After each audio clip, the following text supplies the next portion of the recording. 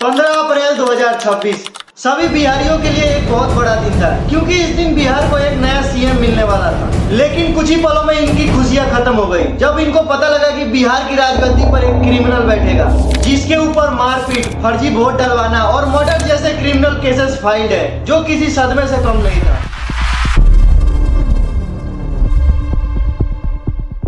नमस्कार दोस्तों, बिहार की पॉलिटिक्स किस तरह घटिया हो चुकी है, आप इस बात से अंदाजा लगा सकते हैं कि एक गुंडे को लाया गया है बिहार का गुंडा राज खत्म करने के लिए। ये तो बिल्कुल वैसा ही है कि एक बिल्ली को रखा जाए दूध की रखवाली के लिए।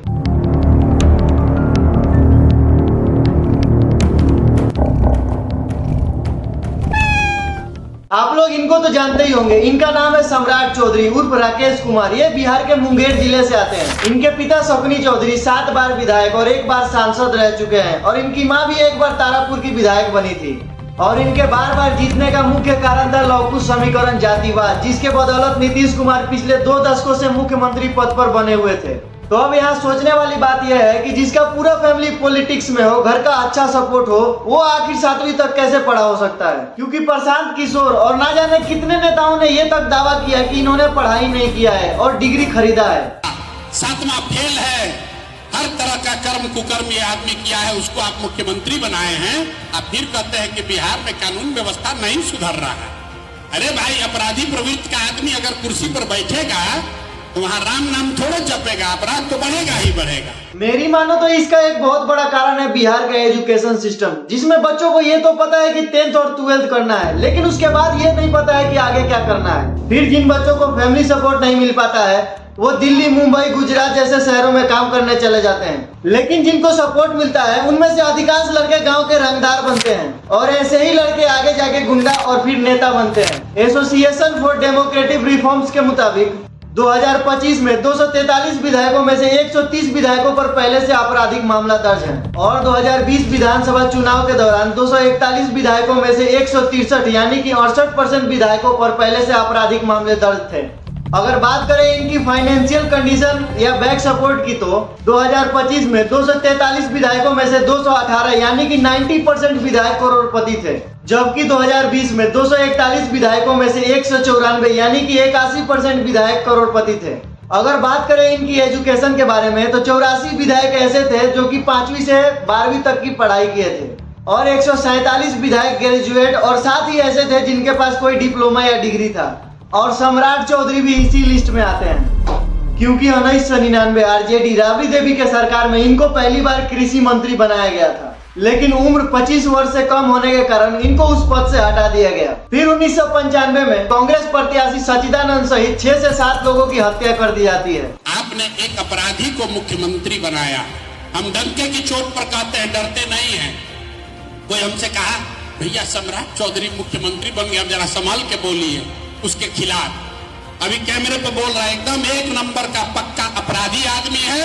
इस आदमी पर 7 लोगों की हत्या का आरोप है। आरोप नहीं है, ये आदमी 7 लोगों की हत्या का अभियुक्त था, जेल में था। और इस हत्याकांड में सम्राट चौधरी का भी नाम शामिल था, जिनको 89 दिन के लिए जेल भेज दिया गया। इसके अलावा भी इन पर आईपीसी सेक्शन के 171, 188, 353, 143, 141, 323, 337, 338 और 504 जैसे आईपीसी धाराएं इन पर लागू हैं।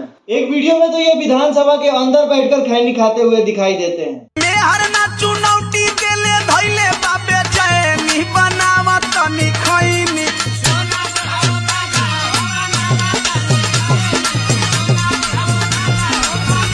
फिर 24 मई 2026 को सोशल मीडिया पर इनका एक और वीडियो वायरल होता है, जिसमें ये महात्मा गांधी के पूरे नाम को भी सही से नहीं बोल पाते। मोहनचंद करमचंद गांधी जी को भी यदि बापू बनने का मौका दिया, इसी बिहार के चंपारण की धरती ने देने का काम किया। और भी सोशल मीडिया पर इनके बहुत से वीडियो वायरल है, जिसमें ये कभी प्रोपेगेंडा को प्रोकेंडा बोलते हैं, पेनाल्टी को पेलेंटी बोलते हैं। ये मीडिया का प्लेटफॉर्म प्रोपेगेंडा के लिए होता है। प्रोपेगेंडा के लिए होता है। बिहार सरकार को प्लेंटी किया, प्लेंटी किया, और प्लेंटी करके प्लेंटी करके चुप हो जा, 7वीं फेल, चुप हो जा।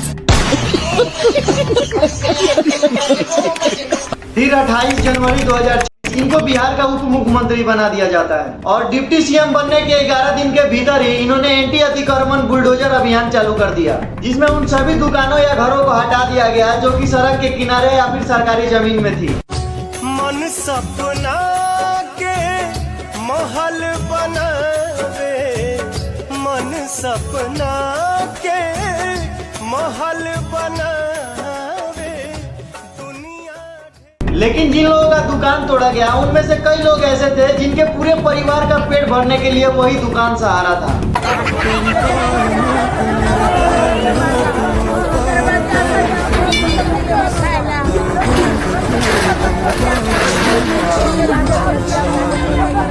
फिर सम्राट चौधरी का खूब नाम लिया गया और कुछ लोगों ने इनका खूब तारीफ किया, इसको सही बताया।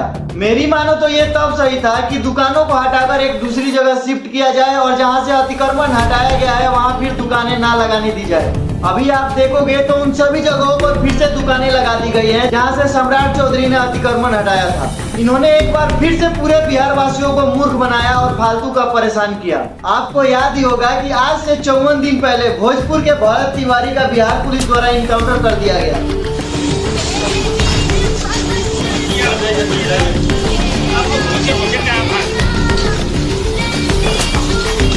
तो ना तो कोई क्रिमिनल था और ना ही उस पर पहले से कोई केस फाइल था।